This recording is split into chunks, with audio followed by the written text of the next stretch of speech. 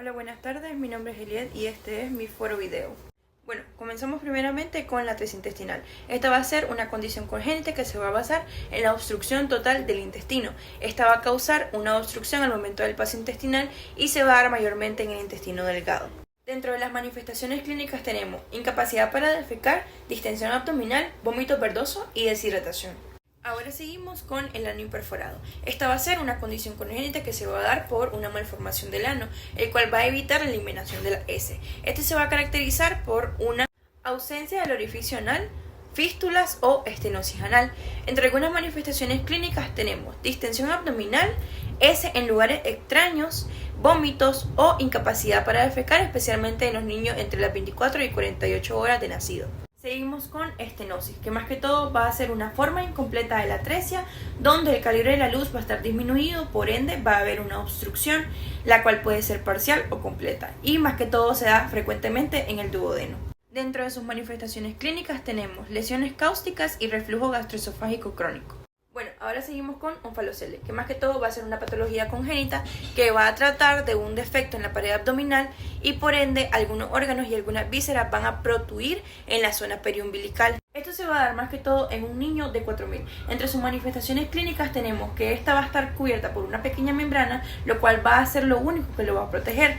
Tienen afectaciones cardíacas y problemas cromosómicos. Divertículo de Meckel va a ser la formación de una pequeña bolsa a nivel del intestino delgado. Esta va a ser causada por la falta de involución del conducto vitelino. Entre sus manifestaciones tenemos que solo el 4% van a ser sintomáticos, sin embargo las personas que sí presenten síntomas van a sentir un dolor muy fuerte parecido a la apendicitis aguda. Bueno, ahora seguimos con la enfermedad de Hirschsprung, que más que todo va a ser por la ausencia de las células ganglionares que hay en el intestino distal, lo que va a causar una obstrucción y dilatación a nivel proximal.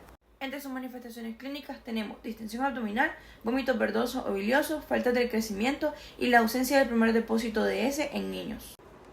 Bueno, ahora seguimos con la definición de hernias, que más que todo pues son causadas por un defecto de la cavidad peritoneal y pues esta permite la salida de un saco del peritoneo cubierto de serosa protuda y por ende pues se forma un saco herniado. Bueno, ahora seguimos con las diferencias entre la adherencia, el vólvulo y la lintosuspensión. Más que todo, pues la adherencia son bandas de tejido fibroso, las cuales se van a formar entre la superficie interna de los órganos y los tejidos del abdomen, a menudo después de cirugías abdominales, de inflamaciones o de infecciones. Estas adherencias se van a desarrollar como una respuesta del daño peritoneal, después de una cirugía o alguna inflamación, como por ejemplo la apendicitis. El cuerpo pues va a formar cicatrices internas, las cuales van a unir las partes del intestino con otro órgano, o entre sí, limitando pues sus movimientos normales. Bueno, seguimos con el vólvulo, que este se refiere a una torsión del segmento del intestino o otra estructura, por ejemplo el ovario, sobre su base de unión, lo cual va a estrechar el flujo sanguíneo y a veces pues también hay algún riesgo arterial.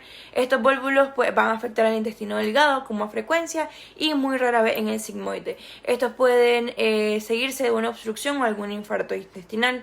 Los intestinos van a estar suspendidos del abdomen por el mesenterio y si hay alguna debilidad o hay alguna alteración en esta estructura, hay algún riesgo de poder producirse una torsión o también conocida como vólvulo, y si en un caso no se trata, esto puede llevarnos a una isquemia intestinal. Luego tenemos la intosuspensión, que más que todo pues la invaginación intestinal va a ocurrir cuando una parte del intestino se desliza dentro de otra, como un telescopio. En niños su causa a menudo desconocida, pero puede estar relacionada con actividad peristáltica o inflamaciones, y en adultos generalmente se debe a tumores, lo cual puede llevar a una obstrucción intestinal, comprometer el flujo sanguíneo y va a causar un infarto intestinal. Bueno, ahora seguimos con particularidades del intestino en cuanto a su irrigación. Primeramente tenemos que las lesiones isquémicas pueden afectar al intestino delgado, al intestino grueso o ambos. Según los vasos involucrados, la oclusión aguda de las arterias mesentéricas o celíacas pues pueden causar infarto en grandes segmentos del intestino. Las condiciones que van a predisponer para las tres formas de isquemia tenemos las siguientes. Tenemos primeramente una trombosis arterial, que en su patogenia va a ocurrir por una arteriosclerosis grave, vasculitis, aneurisma disecante, procedimiento angiográfico, cirugía reconstructiva o estado de hipercoagulación. Entre la morfología tenemos que el infarto es hemorrágico, pues va a comenzar en la mucosa y se va a extender entre las 18 y las 24 horas. Histológicamente hay un edema, hay hemorragia, hay necrosis, hay descamación de la mucosa. Después de 24 horas las bacterias van a causar gangrena y van a causar por ende una perforación. Luego tenemos como segundo el embolismo arterial, que en su patogenia se basa en que se va a ser provocado por vegetaciones cardíacas, por ejemplo una endocarditis, un infarto en el miocardio, procedimientos angiográficos o ateroembolismo. En la morfología tenemos que la mucosa muestra un engrosamiento edematoso y va a ser hemorrágico con ulceraciones superficiales. Y histológicamente va a haber un edema, hemorragia, necrosis e inflamación en los bordes y exudado de fibrina. Como número 3 tenemos la trombosis venosa, que la patogenia va a estar asociada con una hipercoagulabilidad, la sepsis, cirugías, neoplasia o cirrosis. En la morfología tenemos que se observa isquemia, que puede ser causada por una insuficiencia cardíaca, por algún shock, por alguna deshidratación o por el uso de vasoconstrictores. Por el número 4 tenemos la miscelanea, que más que todo aquí la patogenia va a incluir una lesión por radiación, por vólvulo, por estenosis o por hernias.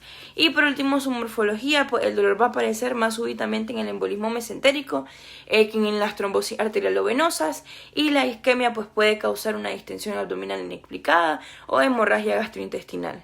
Bueno, seguimos con las neoplasias, las cuales las podemos dividir entre neoplásico y no neoplásico. Primero tenemos los no neoplásicos. Aquí tenemos el pólipo inflamatorio, como el del síndrome de la úlcera rectal solitaria. Esto se va a formar por ciclos crónicos de lesión y cicatrización debido al deterioro en la relajación del esfínter rectal. Estos pólipos pues, van a ser atrapados en la masa fecal, lo cual va a provocar un prolapso de la mucosa. Estos van a ser suaves, de color rojizo a rosado, van a tener superficies irregulares o ulceradas y van a contener una infiltración de célula inflamatoria, tejido hiperplástico y granuloma o fibrosis. Entre su patogenia tenemos que se va a formar por ciclos crónicos de lesión y cicatrización y el atrapamiento del pólipo en la masa fecal, lo cual va a provocar un prolapso en la mucosa. Bueno, seguimos con los amartomatosos, que más que todo son proliferaciones tumorales de tejidos maduros en su localización habitual. Aunque los síndromes de poliposis amartomatosas van a ser raros, pues es importante reconocerlo porque tienen manifestaciones intestinales y extraintestinales. Y también es importante por el riesgo que puede afectar a otros miembros de la familia. Luego seguimos con los pólipos juveniles, que estos son malformaciones focales del epitelio y la lámina propia, son esporádicos o sindrómicos. Estos van a afectar al intestino delgado y el colon, y estos son más comunes en el recto de los niños menores de 5 años. Estos van a ser grandes, pendiculados, tienen glándulas quísticas dilatadas con abundante lámina propia. Bueno, viene el síndrome de Peutz, que más que todo va a ser un síndrome autosómico dominante, el cual va a aparecer alrededor de los 11 años y van a aparecer múltiples pólipos amartomatosos digestivos y máculas hiperpigmentadas en la boca, en los ojos y en otras áreas mucocutáneas. Luego seguimos con los hiperplásicos, los cuales van a haber una proliferación epitelial más común en personas mayores de 60 años. Esta se va a creer que van a resultar de un ciclo celular epitelial más lento, lo cual va a llevar a la acumulación de las células epiteliales caliciformes en la superficie. Estas van a ser protunciones pequeñas, menos de 5 milímetros, con glándulas maduras y escasas de lámina propia. Tenemos ahora los neoplásicos. Primero tenemos los adenomatosos, que tenemos los adenomas colorectales, son caracterizados pues, por una displasia epitelial proliferativa con una prevalencia del 50% en personas de 60 años. Estas van a variar de tamaño entre el 0.3 a los 10 centímetros y estas pueden ser pendiculados o sésiles. Bueno, y ya para finalizar tenemos la clasificación de tubulares, vellosos y tubulovellosos. ¿Y cuál de estos es el más asociado al cáncer? Primeramente tenemos a los adenomas tubulares, que van a tender a ser pólipos pequeños, pendiculados, formados por glándulas pequeñas, redondeadas o tubulares. Los adenomas vellosos van a ser a menudo pues, más grandes y sésiles, estos están cubiertos por vellosidades finas. Y por último tenemos los adenomas tubulovellosos, que estos son una mezcla de elementos tubulares y vellosos. Y aunque los adenomas vellosos van a contener focos de invasión con mayor frecuencia, los adenomas tubulares, la arquitectura vellosa por sí sola pues no aumenta el riesgo de cáncer cuando pues se tiene en cuenta el tamaño del pólipo.